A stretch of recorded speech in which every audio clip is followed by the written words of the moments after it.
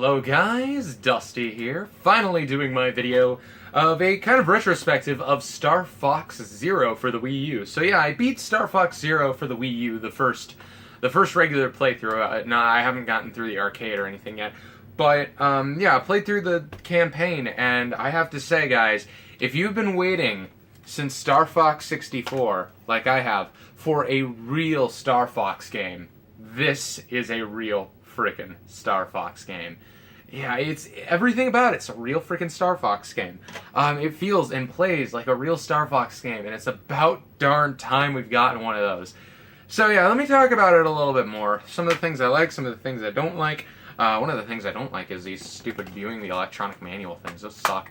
But what doesn't suck is the game. So it's kind of, for those of you who haven't heard very much about Star Fox Zero, it's kind of like a reboot, I suppose, of Star Fox 64, where a lot of the elements of Star Fox Zero are the same.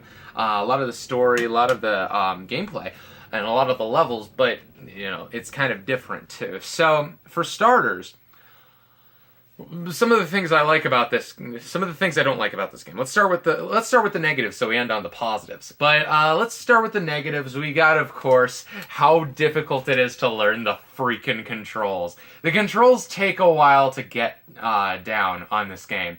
And now, since this game is a 5 or 6 hour game, I think I completed it in around 6 hours. You know, that you can't have that much of a learning curve to your controls, Nintendo, when the game is so freaking short.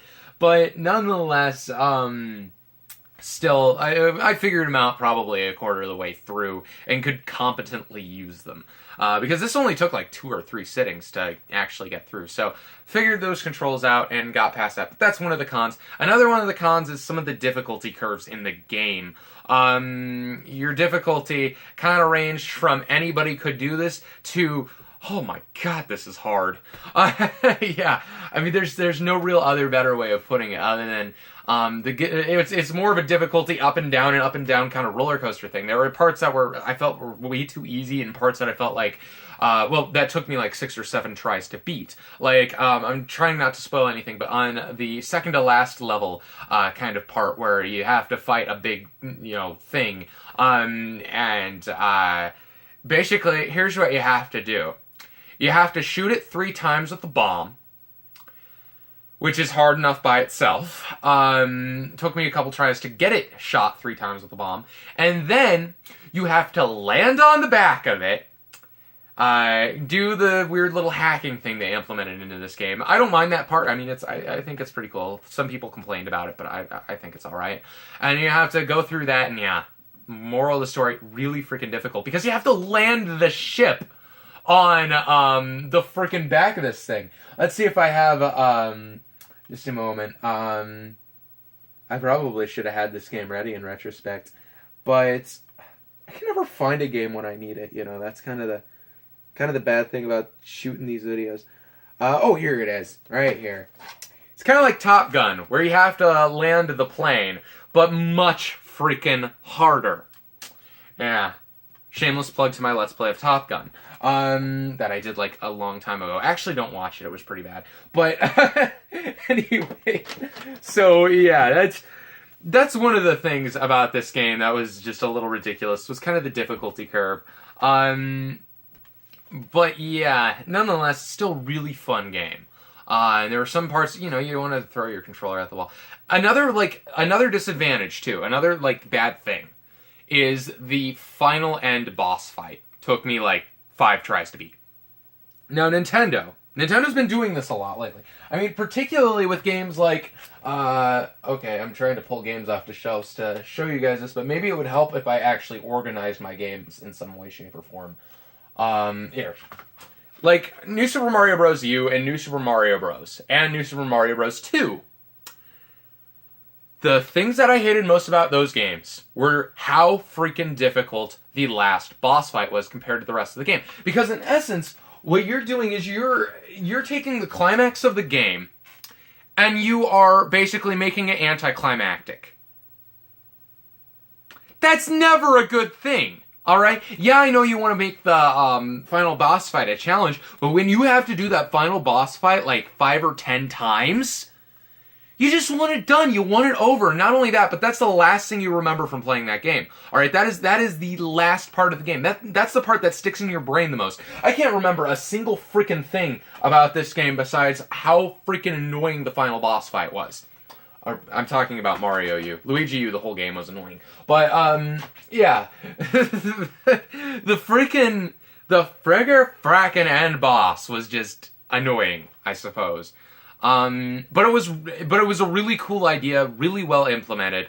And yeah, I just wish they could have made it a little bit easier, I suppose. Or, you know, basically made the game at a certain difficulty so you knew what to freaking expect, walking into a level. Because once again, you know, there were parts of the game I thought were just too much of a cakewalk, and parts of the game that I thought, man, this needs to be more of a cakewalk. But anyway, that's all the bad about this game, guys. Like, in my book, this game is fan-freaking-tastic. I mean, let's get started with one of the things I really like, the sense of scale. You're in this tiny ship in a huge world.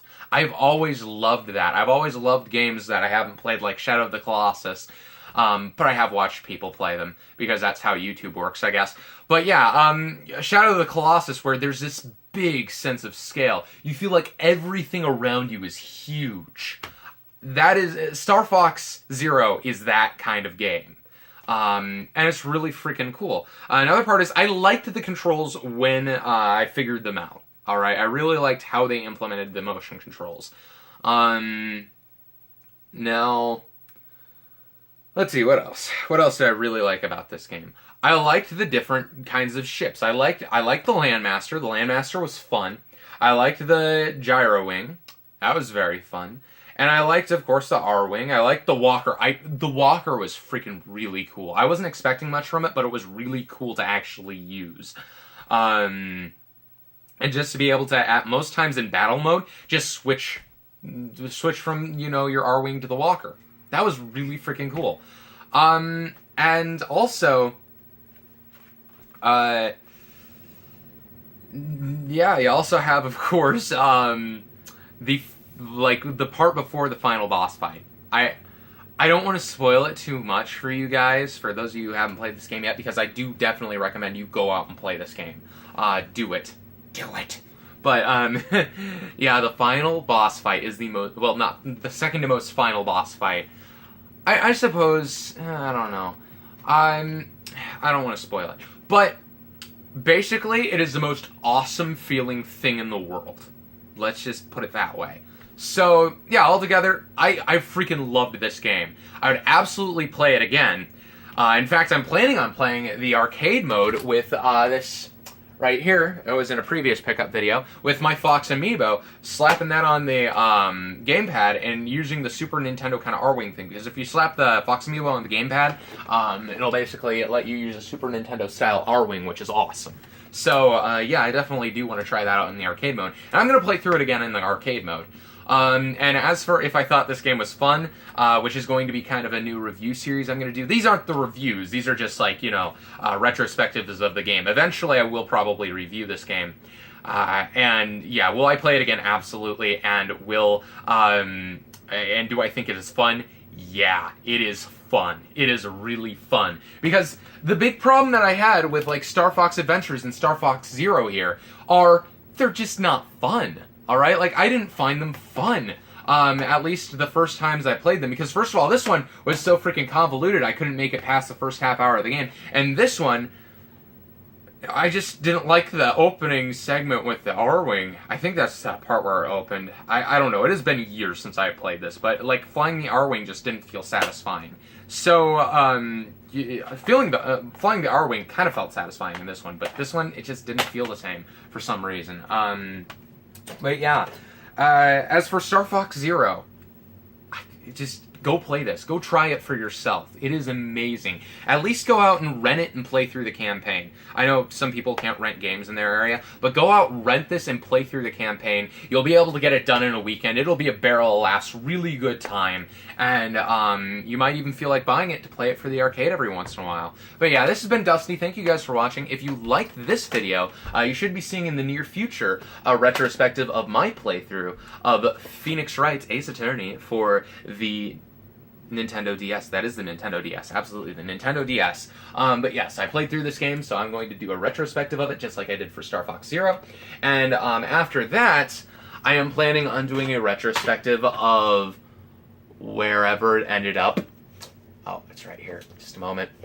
Legend of Zelda Ocarina of Time 3D. So yeah, those are the plans for retrospectives. But anyway, thank you guys for watching this video, and I will see you all next time while I try to put this case away right here because my stuff's all packed together really tight. Thank you guys for watching, and I'll see you all next time. Take it easy.